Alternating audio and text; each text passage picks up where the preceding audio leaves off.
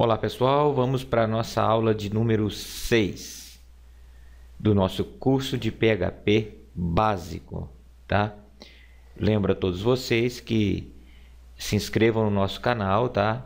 E também marque aí o sininho para que quando nós postemos novas aulas ou novos vídeos, vocês possam ser avisados, tá? Lembrando também que esse é um curso sério ministrado por uma empresa, né, especializada em curso e em sistemas, e que no final do curso vocês poderão fazer avaliação e obter o certificado, tá?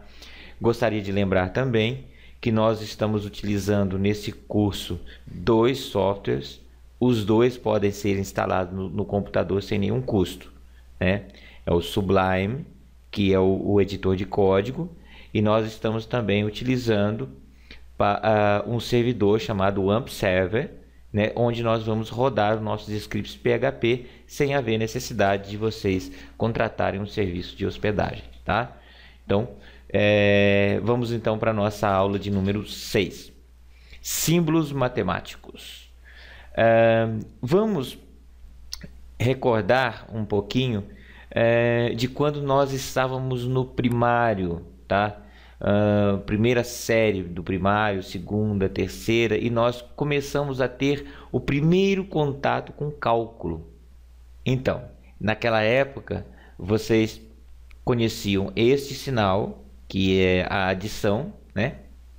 Nós tínhamos a subtração, a multiplicação era um x, né? Isso vocês vão ver que é só no primário que usa assim, né? Você não usa x para multiplicar. O sinal de divisão, né, era esse traço com os dois pontinhos. Então, nós aprendemos esses símbolos aí no primário, primeira, segunda, terceira série, quarta série. No entanto, ao avançarmos nossos estudos, nós chegamos a uma nova simbologia. A adição continuou da mesma maneira, a subtração também. No entanto, a multiplicação passou a ser representada por um ponto, tá? Vocês lembram que nós começamos, por exemplo, as equações, né?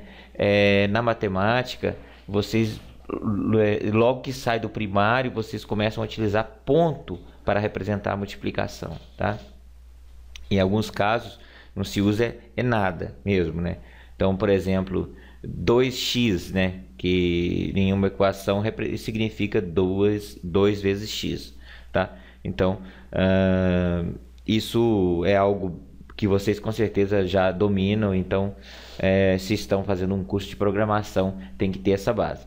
E também ainda no ensino fundamental, no ensino médio, vocês vão trabalhar com a divisão, seria a barra de fração, né? Então, o símbolo de fração, o traço da fração que é a divisão. Então, quando você vai dividir, por exemplo, você vai representar uma divisão de 2 dividido por 3. Então, você vai colocar o 2 aqui em cima, né, dessa barrinha, e o 3 aqui embaixo da barrinha, tá? Então, essa é a simbologia que vocês aprenderam na escola, tá? Normal, esse é o princípio, né, das equações, das expressões matemáticas. Então, quando vocês chegam na programação, vocês vão se deparar com algumas diferenças ainda nessa simbologia.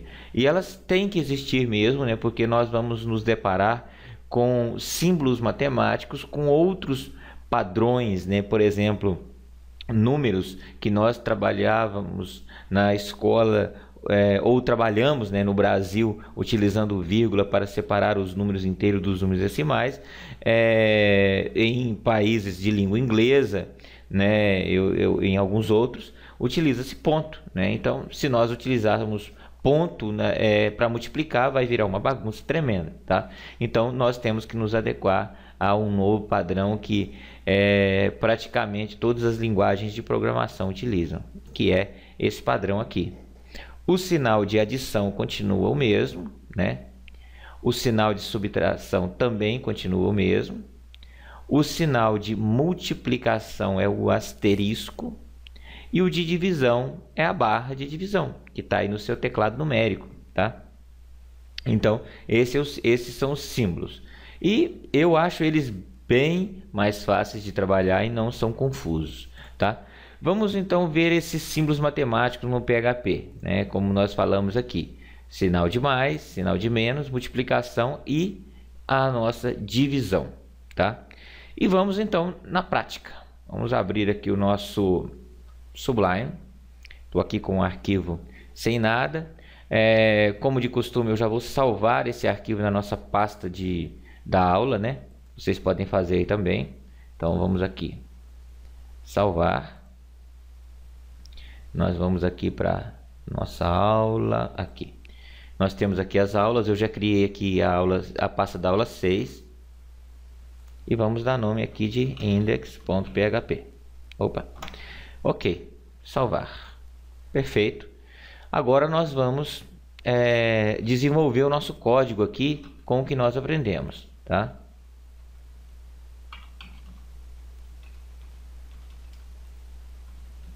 Abrir e fechar. Ok? Perfeito. Então, nós vamos representar aqui uma soma. Como que nós representaríamos uma soma em PHP? Lembrando que vocês já aprenderam que o echo dá o nosso retorno. Vai aparecer na tela alguma coisa, tá? Vocês já viram isso em aulas anteriores. Ok? Então, nós vamos fazer uma soma. Eu quero que mostre lá no navegador o resultado da soma 2 mais 3. Lembrando que eu tenho que colocar o ponto e vírgula no final para avisar para o PHP que terminou, né, uma linha, né, terminou uma função, tá? Então, vou salvar. Vamos aqui no navegador, né, tenho as minhas aulas aqui e vou aqui na minha aula 6. Já tenho aqui o resultado, que é o 5, tá? Então, olhando aqui no código novamente, eu quero que o navegador me mostre o resultado da soma de 2 mais 3, 5, ok? Eu posso fazer com outro número, por exemplo, 9 mais 3, né? Salvar, atualizar aqui, o resultado aí, 12, tá? Então, super simples. Agora, eu quero fazer, né, uma subtração. Eu quero colocar 10 menos 4, tá? Olha aí como que eu faço, tá? Então, lembrando, tá, que o echo está aqui para retornar, né, essa informação lá no navegador. Vamos salvar. 10 menos 5, 6. Tá aí o resultado. Ótimo. Vamos então para a multiplicação. Então, vamos colocar aqui 2 vezes 4. Olha o símbolo que nós estamos usando aí. O símbolo é o asterisco, o símbolo da multiplicação. Salvar, carregar, resultado 8. Perfeito? E, por fim, nós vamos fazer a divisão, tá? Então, por exemplo, eu quero 24 dividido por 8. Então, ok, salvar. Vamos vir aqui, atualizar, 3. Perfeito? Então, 24 dividido por 8 é igual a 3. Ótimo. Fizemos a coisa mais básica para entender essa simbologia de operadores, né, de matemáticos aqui, os mais simples, né, a soma, a subtração, a multiplicação e a divisão, ok? Agora nós vamos utilizar variáveis, tá? Isso para aprofundar, né, para melhorar, estruturar o nosso conhecimento, tá? Então vamos lá. Eu vou declarar uma variável chamada x, né, mesmo, tá? Até para vocês que estão mais acostumados com matemática, tá? Só que as variáveis que nós trabalhamos em programação podem ser nomes, né? Eu posso chamar uma variável chamada idade, mas tudo bem. X é uma variável, é igual a 10. E tem outra variável y, que é igual a 2. Z, a variável z, ela é o resultado, né, da soma de x mais y. Utilizando a função echo, eu quero saber o valor de z, tá? Vamos salvar aqui. Então, o que ele vai fazer? o x, né, ele vai guardar esse valor, o 10, o y vai guardar o valor 2, e aqui nós temos uma soma, e aqui nós temos uma função para que o resultado dessa soma apareça no navegador. Salvei, vamos aqui atualizar, 12, 10 mais 2, 10 mais 2 é igual a 12, tá? E, por exemplo, né, lembrando da verdadeira função de uma variável, eu vou colocar que a função é que a variável y, né, representa o número 20. Vou salvar. Vamos salvar aqui. Atualizar. 30. 10 mais 20 é igual a 30. Tá? Ok.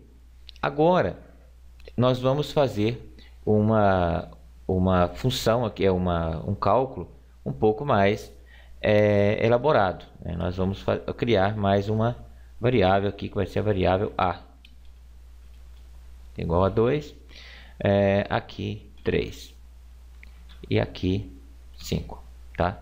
Então nós temos agora 3 variáveis. Então eu quero fazer também, né, a multiplicação por 2 no final. Então, vezes a.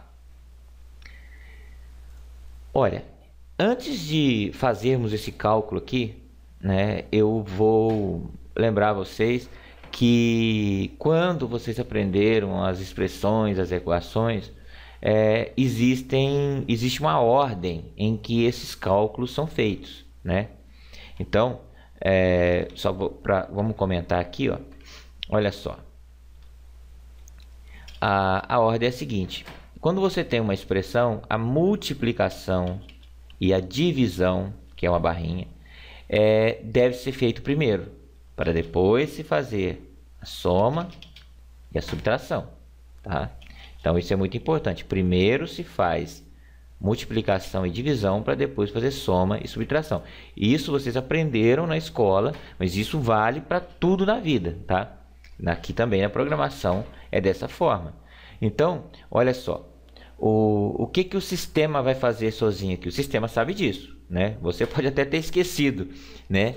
Muita gente erra isso ainda, né? Mas o sistema vai fazer corretamente. Ele, primeiramente, ele vai multiplicar, né? Ele vai multiplicar a variável y pela variável a, e depois que ele vai efetuar essa soma aqui, tá? Então, vamos fazer aqui antes de ver o resultado lá, porque o resultado vai sair correto, claro, né? Deixa eu apagar aqui. Então, se nós vamos fazer esse cálculo aqui, o y vale, né, 3 e o a vale 2. Então, 3, eu vou usar o comentário aqui embaixo só para a gente exemplificar, tá? Então, o resultado disso aqui vai ser o 5, vamos substituir aqui, vamos colocar bem aqui no rumo, 5 mais 3 vezes 2, né? Quanto que vai dar esse resultado, né? Lembrando, né, que a multiplicação é primeiro. 2 vezes 3, 6, tá? Então, vamos fazer aqui da forma mais didática possível. Então, vai ficar 5 mais 6. Que é igual... Agora nós temos o resultado. Entendeu? 5 mais 6 é igual a 11, tá?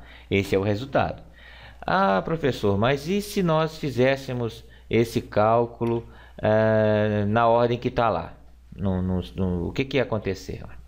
Na ordem que está lá, nós teríamos outro resultado, né? Então, vamos colocar novamente aqui, ó, 5 mais 3 vezes 2 é igual. Vamos fazer a conta? 5 mais 3, 8. Vezes 2, 16.